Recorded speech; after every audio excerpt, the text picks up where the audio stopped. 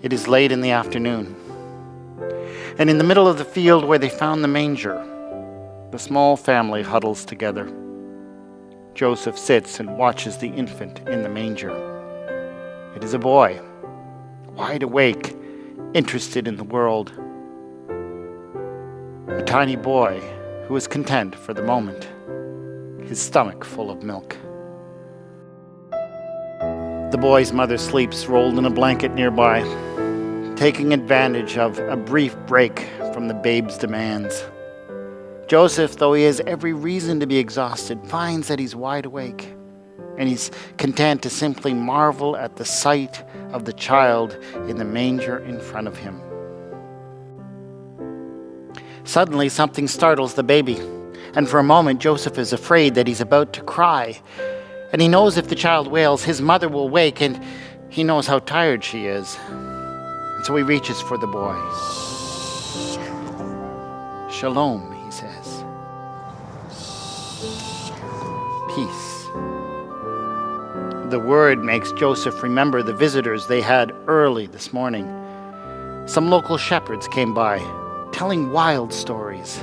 We were just minding our own business, taking care of our sheep. All of a sudden, there was angels everywhere. They sang about peace on earth and people of goodwill. It was totally awesome. The Romans always talk about peace. They say that's what their empire does. It creates peace wherever it goes. But when they talk about peace, what they really mean is that once they had defeated all their enemies, there's no one left who's strong enough to resist whatever they want to do. Who needs that kind of peace?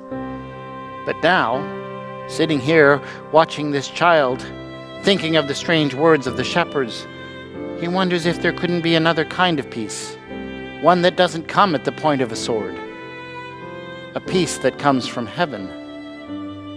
Joseph has always been taught that the land is a gift of God to all the families of Israel. But that gift came in ancient days by means of God's servant Joshua. It came through conquest and battle and violence. That's why Joseph has always assumed that if the land is ever to be reclaimed for the families of Israel, it will have to be through violence once again. But the words of the shepherds and the sight of this child have made Joseph think differently about such things. Perhaps what they really need now is not for the old Joshua and his old ways to return. Perhaps the need now is for a new Joshua and a new way. That is why Joseph has decided that the boy will be named Joshua. He knows it's the right name for this child. In Aramaic, the common speech, it will be Yeshua.